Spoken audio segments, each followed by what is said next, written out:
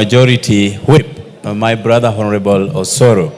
Madam Speaker, it is true that there has been a disconnect between the budget process at the counties together with the budget processes within the National Assembly, Honorable Speaker. And this bill seeks to create a level of uniformity in our budgeting processes, Honorable Speaker. Certain times budgets are passed here, monies are appropriated, even those that going to the counties, yet the counties are not ready with their own budgets, Honorable Speaker. So they push Treasury to give them monies without necessarily having what that money is going to do in their various counties, Honorable Speaker. And therefore, this is a very important bill that will seek to cure that kind of disconnect, Honorable Speaker. Madam Speaker, again, counties do not come up with full disclosure. We know that there are certain times that the monies that they get as personal revenue or revenue mopped up by themselves in the counties are never reflected into the final budgets that they come up with. And therefore, we wonder that these counties make so much money, monies that we do not know about, monies that are able to run their affairs in the various counties, but yet they push the national government out of that fund that the shareable revenue. That is exactly what they're waiting for.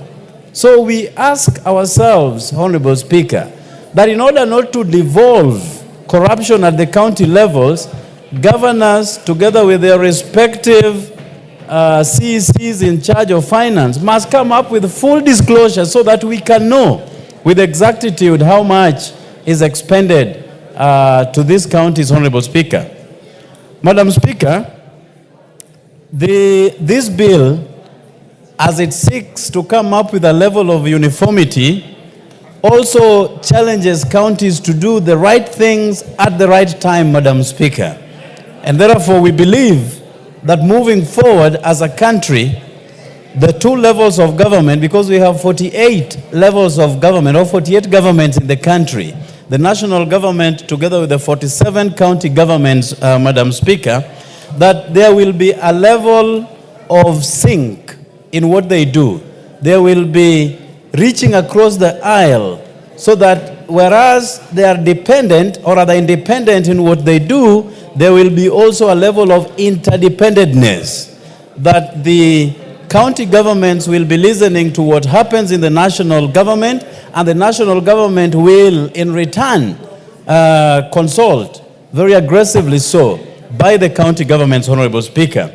I therefore support this bill that has been proposed by the majority leader, and therefore I second, Madam Speaker, and I thank you for the opportunity.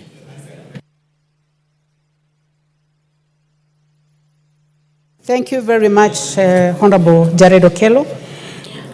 Honorable members, I now propose the question that the Public Finance Management Amendment Number 2 Bill, National Assembly Bill Number 26 of 2024, be read a second time.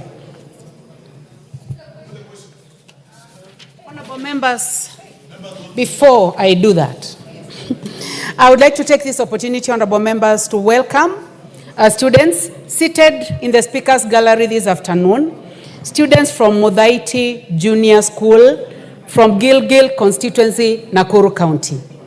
You are welcome to the National Assembly to observe proceedings of the House. And honorable members, in line with that, I would like to invite the Honorable Martha Wangari to welcome the students.